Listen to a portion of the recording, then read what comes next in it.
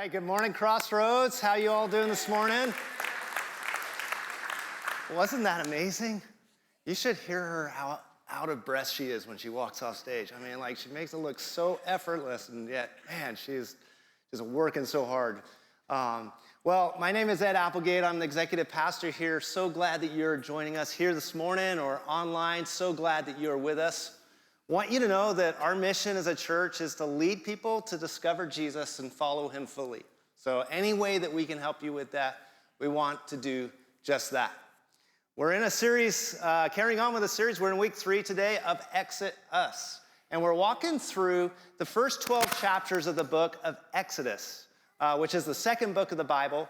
And it's this whole story about how God takes his people Israel out of slavery in Egypt and into what's called the Promised Land, this land of freedom and purpose.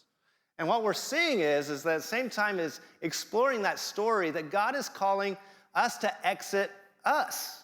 Not exit slavery, but to exit the things that are holding us back from the freedom and the purpose that he has called us to. And we're doing 2 really neat things with this series. First of all, our adult students and kids, all of us this weekend, we're all doing the same Bible passages during this series. So as you jump in the car on the way home with your student or your kid, you can talk to them about the exact same story that we're going to talk to you about today. The other thing we're doing is during the week, we have a daily Bible reading, 5 days a week, diving a little deeper into the theme of each weekend. So I encourage you to join that. We've got over 1,000 people signed up for that. There's adult, students, and kids reading. So if you want to take your student or your kid through that too, it's be great. You can find out all the details, sign up at crossroadsgrace.org/Bible. So I said we're in week 3. In week 1, we looked at exiting our plans. And we saw that, life doesn't usually go the way that we plan it out, but God is working behind the scenes, just like he was when the Israelites were in slavery. And then week 2, we talked about exiting our past.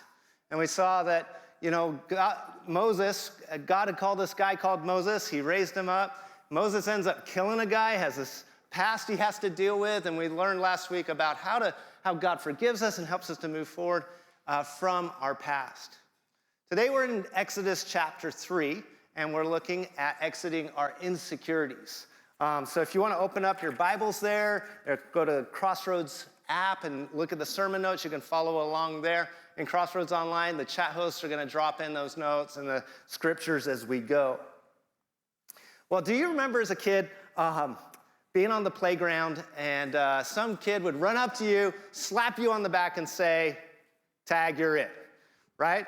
And the whole idea, as you know, is like at that point, you've got to run after them and tag them right back. But maybe you were a little bit like me. You were like, in that split second, you do a little assessment of the whole situation. You look at the kid and you go, "Can I take him?" And if you can, then it's on. But if you can't, you just kind of shrug your shoulders, look cool. You're too big for that. I'm not playing your silly games of tag. Well, it's been a long time since I've been tagged in that way. Not inviting any of you to do that this morning, by the way. I'll just try to look cool. But I do get tagged for all sorts of assignments. And just a couple weeks ago, my wife tagged me for an assignment that I just dread. Taking one of my kids to a kid's party. Now, when I became a dad, I have 5 kids, so I was in hook, line, and sinker for this, right? Like I was up for diapers, I was up for exhaustion, I was up for throw up, I was up for discipline, I was up for all that stuff, right? But kids' parties, that one kind of caught me off guard, right? I remember the first one. I was green. I was really green. So nobody gave me the memo that you're supposed to turn up an hour late, because if you get there on time, they're still setting up and there's no other kids there. And nobody gave me the memo that's only just family there. And so yes, you might be taking your kid with you, but he's going to disappear into that bounce house for 2 hours. And so it's just going to be you, your stale nachos, and your thoughts of how you can escape this miserable situation as fast as possible, right? Anybody else not get the memo? Yeah. So my wife's amazing. She is an extrovert. She loves talking to people. I'm an introvert. I don't love that part of kids' parties. And so she's taken that assignment many times. So when she tagged me a couple weeks ago and said, hey, you got to do this one, I knew I was it. So I went, and I survived. Yes. But you know what? Here's the reason. Here's why I hate those situations so much. It raises all my insecurities. Okay? See, growing up, I was a nerd before it was cool to be a nerd. Okay? And I have that feeling of insecurity right here. It's still there, you know? For me, when I think about small talk, that's a big headache in my mind. Anybody else with me on that? Small talk's big, yeah, thank you. And get this. I'm a pastor who used to be a math teacher, okay? You bring that up in conversation, just one of those things, and the conversation's over. I got both, all right? So I've had to learn how to keep my insecurities from paralyzing me, okay? But it's just not me who struggles with these kind of things. We all do. If we're honest, we all have insecurities. And yes, even the mighty Moses had insecurities. Yet the Moses that we're going to talk about in the weeks to come, who stands up to Pharaoh, who does amazing miracles, who leads hundreds of thousands of people for decades, that Moses, inside, he had insecurities. And today we get to go a little bit behind the scenes. We get to listen in on a one-on-one conversation Moses had with God. And God tags Moses for the first time, and Moses has all sorts of excuses why he's not going to do what God's asking, because underneath those excuses are all sorts of insecurities. So we're going to jump into Exodus chapter 3, verse 1, where we find a very comfortable Moses shepherding someone else's sheep. Look what it says. Now Moses was tending the flock of Jethro, his father-in-law, the priest of Midian.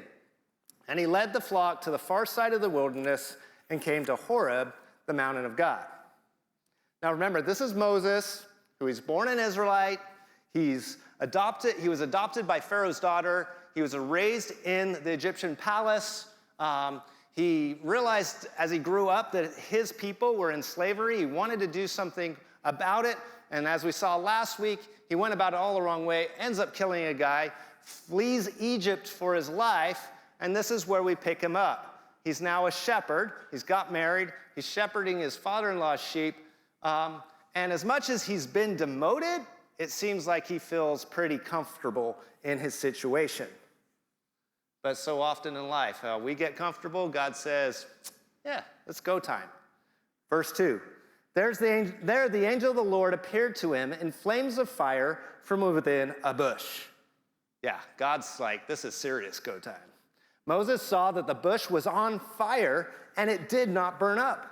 So Moses thought, I'll go over and see this strange sight, why the bush does not burn up. I love it when the Bible just tells you what they're thinking. It just seems kind of funny. But when the Lord saw that Moses had gone over to look, God called to him from within the bush, Moses, Moses. Talk about a way to get somebody's attention, right? By the way, did you see that in verse 2, how it's the angel of the Lord? And then in verse 4, it says that it's God talking to him. Most Bible scholars believe this is actually Jesus right now talking one-on-one with Moses. So how does Moses respond? Verse 4, and Moses said, here I am. Which, by the way, take note, that's an excellent way to respond if God calls you. Here I am. Verse 5, do not come any closer, God said. Take off your sandals, for the place where you stand is holy ground. Then he said, I am the God of your father, the God of Abraham, the God of Isaac, and the God of Jacob. At this, Moses hid his face because he was afraid to look at God. I mean, what an amazing scene, right? Moses standing in front of a burning fire on holy ground in the presence of a holy God. So God's got his attention for sure. But for what? Well, God doesn't really beat around the bush on this one. Okay, you got there. Okay. The Lord said, verse 7, I have indeed seen the misery of my people in Egypt. I've heard them crying out because of their slave drivers, and I'm concerned about their suffering. And I love this because it just says, Lord, the Lord has seen this, and he's heard their cries. He sees their suffering, and he hears them. I want you to know this morning, whether you're online, you're here on site, whatever situation you're dealing with, if you're dealing with difficult times, God sees it, and he hears your cries. That is the kind of God we have. So he hears these cries, and he tells Moses about that. And I can just imagine Moses saying, yeah, I know all about that. I was there. I saw it. You got to do something about that, God. You got to take care of that. Why aren't you doing something? You know? I'm glad you heard about it. Good luck. You go, God. But like we said in week 1, God's got a plan. Verse 10, so now go, he says to Moses. I'm sending you to Pharaoh to bring my people, the Israelites, out of Egypt. To put it Crossroads way, tag you're it, Moses. God says, I've heard my people, and I'm tagging you to go do something about it. Now think about this for a moment. Because what God is calling Moses to do is to go back to the land of his greatest failure, where he murdered a guy, to lead a people who had rejected him and don't want anything to do with him. And in order to lead them out of slavery, he's going to have to stand up to the most powerful person in the known world, Pharaoh. So what you've got going on here is Moses is facing failure, he's facing rejection, and he's facing inadequacy, which is some pretty major catalysts for some major insecurity. And maybe you relate to that, right? Those 3 words. Maybe as you think of trying to be a better husband, all you can think of is all the failures that haunt you, and you think, what's any different this time? Or maybe the idea of talking to your kids about God or praying with them, you're just afraid of being rejected by them, or you don't feel adequate to the task. Maybe God's tagging you to join a tag team around here, which is what we call our volunteer teams. But you think in the midst of that, I don't have what it takes to do that. You see, with this mission back to Egypt, God has triggered all of Moses' insecurity alarms. In Moses' head, he is like, I can't do this. And surprise, surprise, Moses tags God back. See, Moses hadn't learned the rules of tag yet. There's no tag backs. But he doesn't just tag God back once or twice. He tags God back 5 times.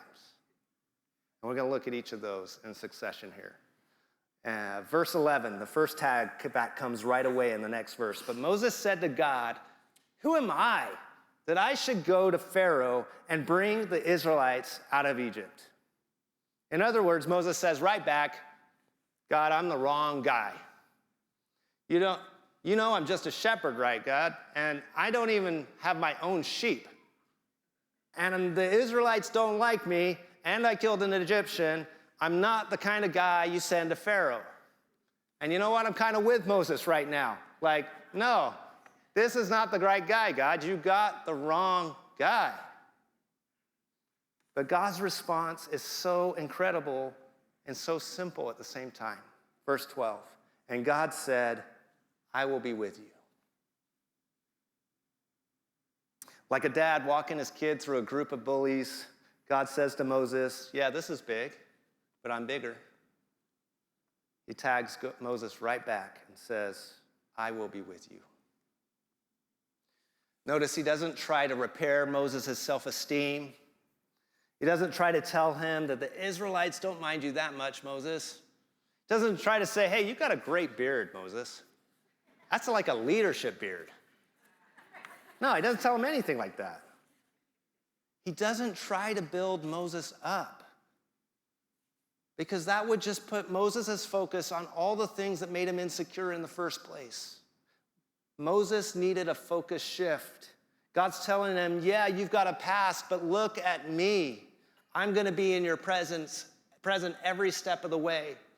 Yeah, you got rejected, but I will never leave you. Yes, you feel inadequate, but have you seen my power?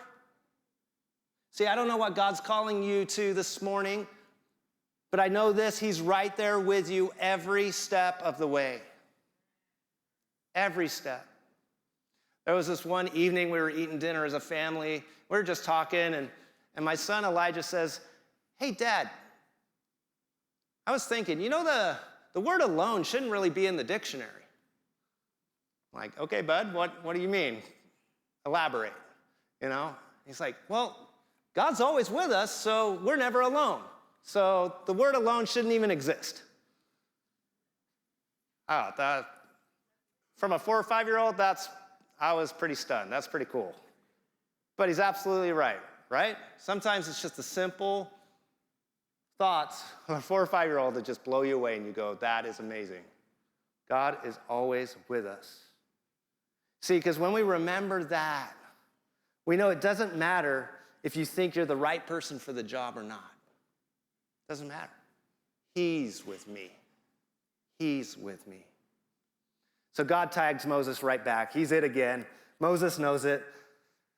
And so look at verse 13. Moses says to God, well, suppose I go to the Israelites and say to them, the God of your fathers has sent me to you. And they ask me, what's his name? Then what shall I tell them?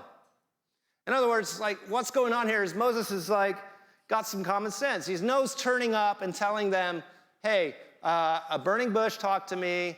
I'm supposed to free you from slavery. It's not really going to go over well, right? They're not going to have much confidence. He needs some more information. He wants to know God's name. But why would that help?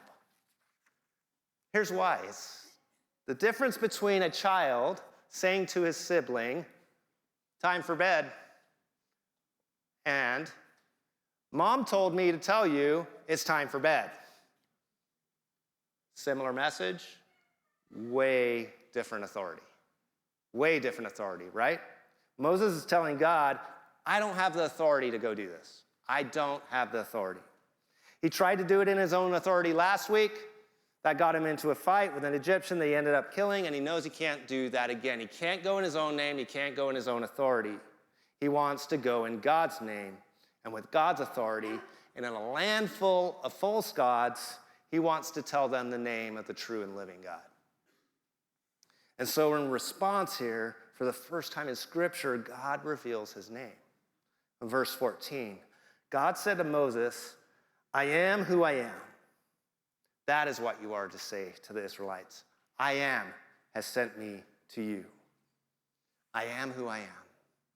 That's God's name. It's kind of weird, right? It's kind of a weird name, but I am for short. I guess some of his friends call him that maybe.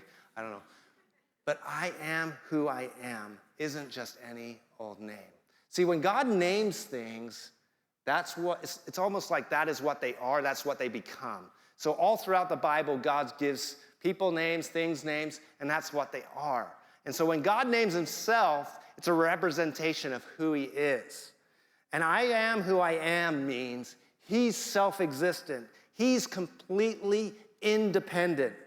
He answers to no one, needs no one, and there is no one more powerful than him. See, God is just like the fire that Moses is still talking to right now. The fire that doesn't burn up because it doesn't need any fuel. Because that is exactly what God is like. He's fire without fuel. He's existence without end. He's a ruler without rival. And that's the kind of name that you want to go with when you're going on a mission. So God tags Moses as right back. He says, go in my name and my authority. You see, this morning, you might not be called to free slaves from a powerful nation, but when God calls you to make a difference in your neighborhood, it's not in your name, but in Jesus' name that you do that. When he lays on your heart to pray for a change in your marriage, it's not in your name, but in Jesus' name, that you do that. When he calls you to serve on a tag team or share your faith in your workplace, you can go confidently in the name and the authority of the I am. You'd think Moses at this point, he'd be like, well, that's some pretty serious firepower behind me. Let's roll, let's go. Let's do this thing. Not yet, no. Chapter 4, verse 1. Moses answered, what if they don't believe me or listen to me and say, the Lord did not appear to you? See, Moses is scared of rejection. He's scared of failure. He's tagging God back saying, they won't believe me. And I don't know about you, but at this point, I'm like, Moses, you've seen a burning bush. God said he's going to be with you. It's the I am who I am. There's nobody else. Like, my goodness, you're still scared? That's until I get honest with myself and I go, yeah, I'd be exactly the same way. In fact, God calls me to far less, and he's never let me down, and I still try to tag him back. You see, perhaps God has called you to talk to someone, and you've thought, just like Moses, they won't believe me.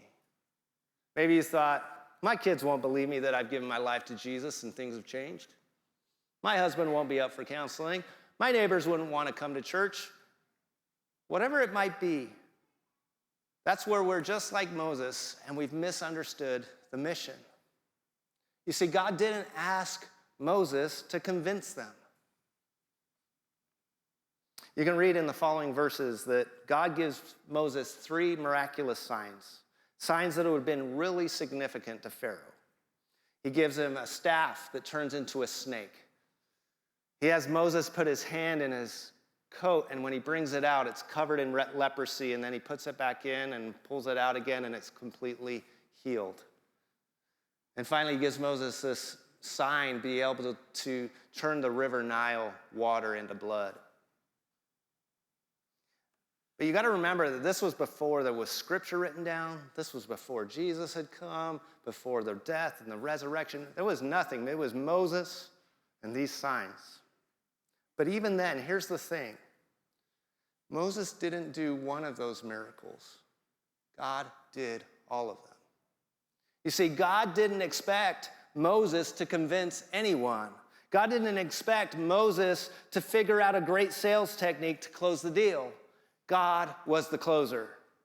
You see, God tags Moses back and says, you're the presenter, I'm the persuader. And man, does that take the pressure off. You see, we can't open people's eyes to truth. We can't soften hard hearts, and God doesn't expect us to. He asks us to be a presenter, not a persuader. When I was a kid, I struggled a lot with anxiety. Looking back now, I realize that's what it was. I didn't have a name for it back then. I was just really worried all the time. I was worried that I'd get left somewhere. I was worried what people thought of me. When I had a test coming up at school, I was really, really worried, and I wouldn't want to do it because I thought I was going to fail. And my mom was so patient and so good in all these things. And when it came to tests, she gave me this little mantra to say. She said, Ed, remember, do your best and leave the results to God. Do your best and leave the results to God. So I'd go into a test and I'd be like, do my best, leave the results to God. Do my best. And it got so ingrained in me that now with our kids, when they say similar sorts of things, I say the same thing to them. Do your best, leave your results to God. And actually my daughter, she has a little note card in her locker, and it says, it's a little quote card. It says, do your best, leave the results to God, grandma. I love that. I love that. But isn't that the truth? See, we try to control the outcomes when we can't do anything about the outcomes. We just do our best. And that's all God's calling us to do, to be the presenter, not the persuader. He's got the outcomes. We are faithful to be persuaders, and that takes the pressure off. So God tags Moses right back, and Moses is it again. But even with the pressure off and just presenting, he still says he's not ready. Because guess what? Even presenting feels too much to him. Look at verse 10. Moses said to the Lord, pardon your servant, Lord. And I think Moses is starting to feel like, maybe I'm testing him a little too much here. So he's like really polite, pardon? You know, you can almost say he's whispering. I've never been eloquent, neither in the past nor since you have spoken to your servant. I am slow of speech and tongue. He tags God back saying, I can't speak. Now, granted, he might well have had a genuine speech impediment. It's not really clear, okay? But I think anybody, and I think all of us would be in the same boat, we're tasked with the task of communicating, and we don't think we're any good at it. We're like, we can't do that. Trust me, I feel exactly that way this morning. But I love God's response. Check this out. Verse 11, the Lord said to him, who gave human beings their mouths? Who makes them deaf or mute? Who gives them the sight or makes them blind? Is it not I, the Lord? Now go, I will help you speak and will teach you what to say.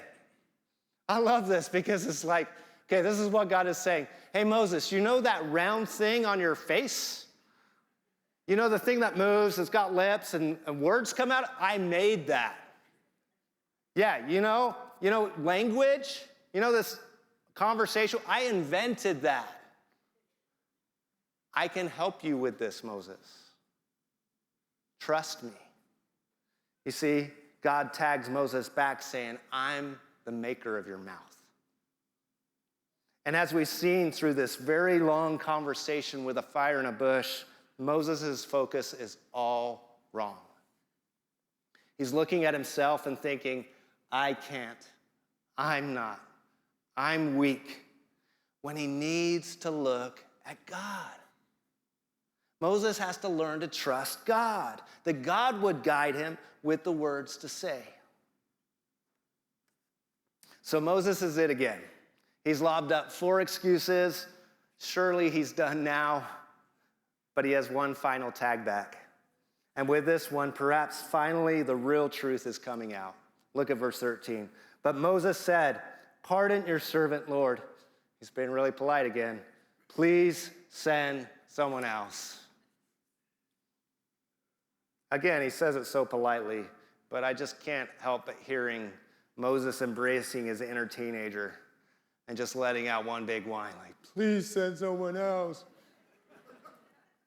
You know, I think we like to blame that kind of thing on teenagers, but I think I'm just as good at it. I think we're all just as good at it. Moses tagged God back with the simple, I don't want to. And I got a confession to make. I was reading this passage a few months back in my Bible reading plan, and I came to this verse, and I'm like, God, that is exactly how I feel right now. At that moment, I'd been tasked with something I really didn't want to do. I was tired. I was exhausted. I'm like, Lord, just send someone else. They do it way better than me. Why do I have to do it? And God had to work on my heart with that, and he had to show me that he had a plan. And it was so funny to me that when Pastor Brian asked me to teach in the Exodus series, guess which passage it was that he wanted me to teach on? Yeah. God has a real sense of humor, I tell you. He does. But God's not laughing right now at Moses. After 5 tag backs, look what it says about God's response in verse 14. Then the Lord's anger burned against Moses. It burned. I can't help but think that's a little dad joke in the Bible right there because he's talking to a fire still, remember? So it's burning, yeah. But what do you think God's going to say? That's it, Moses. I'm tired of your excuses. I agree. I'm going to fry you and send someone else. Yeah. You know what? I think if my son or daughter came to me 5 times, tagged me back 5 times, I'd be ready to fry. Yeah, no. But you know, God isn't like that. He is so patient and gracious. Even in his anger, look at it, at Moses' lack of faith, his anger, but he's so gracious. Look what he says in verse 14. He says, what about your brother, Aaron the Levite? I know he can speak well. He's already on his way to meet you, and he'll be glad to see you. You shall speak to him and put words in his mouth. I will help both of you speak and will teach you what to do. See, God's so gracious. He's so gracious with us. He meets Moses in his insecurities. He doesn't send somebody else, but he does give Moses someone else, a partner to go with him. But don't miss verse 15, what he says. I will help you, and I will teach you what to do. You see, the answer again to Moses' insecurity isn't Aaron. It's still God. See, God tags Moses back and says, I will help you and teach you. You see, again and again in this conversation, Moses was so focused on what he couldn't do that he had lost sight of what God could do through him. See, I don't know what God is calling you to do this morning. I don't know what kind of insecurities you're dealing with. Maybe your looks, your abilities, your education, your fear of failure, you feel rejection. You feel completely inadequate to what God is calling you to do. But the answer to those insecurities is not in yourself. Not one time in this conversation did God say to Moses anything about how good, how effective, how perfect Moses was for this mission. Instead, every time he says, Moses, look at me. I'm with you. I'm the authority. I'll change hearts. I'll show you what to say. Trust me. Just keep your eyes on me. And that's exactly what we need to do. You see, we overcome insecurity by keeping our eyes on Jesus. Eyes on us, insecure. Eyes on the scary mission, insecure. Eyes on Jesus, secure. We overcome insecurity by keeping our eyes on Jesus. There's this story told in Matthew's gospel where Jesus had been teaching all day and the disciples were tired and stuff, but he sends the disciples off to sail across the Sea of Galilee. And he says, I'm going to stay here. I'm going to get some rest. I'm going to pray. You guys go, and I'll meet you on the other side. They didn't know how he was going to get there, but they said, okay. So they sailed all night. And just as the sun was just starting to come up, they were looking out over the boat, and they saw this figure on the water. And they start to freak out because they think it's a ghost.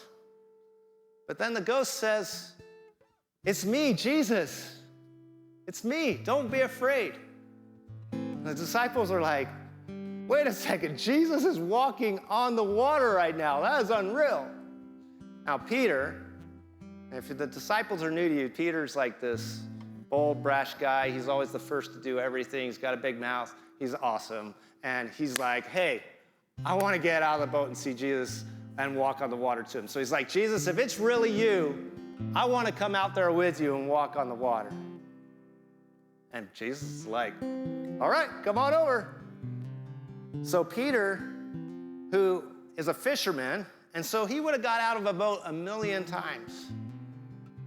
And every time before, he would just step over and step into the water and get wet. But this time, he steps over the boat, and he puts his foot down, and that water supports him.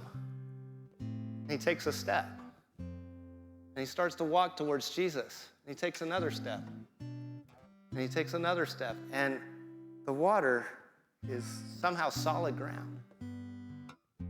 But then all of a sudden, he starts to see the waves, and he starts to think about the fact that water isn't supposed to hold anybody up. And crucially, he takes his eyes off Jesus, and he begins to sink. And he cries out. He's like, Lord, save me, because he's in the middle of nowhere. And Jesus walks over on the water, pulls him out, takes him over to the boat, gets him back in the boat, and says, Peter, why'd you lack faith? In other words, why'd you take your eyes off me? You see, as long as Peter's eyes were focused on Jesus, he could walk on water. He could do the impossible. But as soon as he took his eyes off Jesus, that was it. He was insecure. He was sinking. See, maybe today you're struggling with insecurities. Maybe today you've never got out of the boat. You've never given your life to Jesus. You've never said, I'm going to trust him with my life. And you're scared to. Trust me, you can give your life to him. Keep your eyes on him. You'll be just fine. He loves you. He went all the way to the cross for you. Give your life to him. But maybe you did get out of the boat and he called you to something that was just really hard. And you got your eyes all focused on that. And you're like, I can't do this. I'm failing. I'm insecure. I'm scared of rejection. I'm inadequate to this. And you got your eyes off him.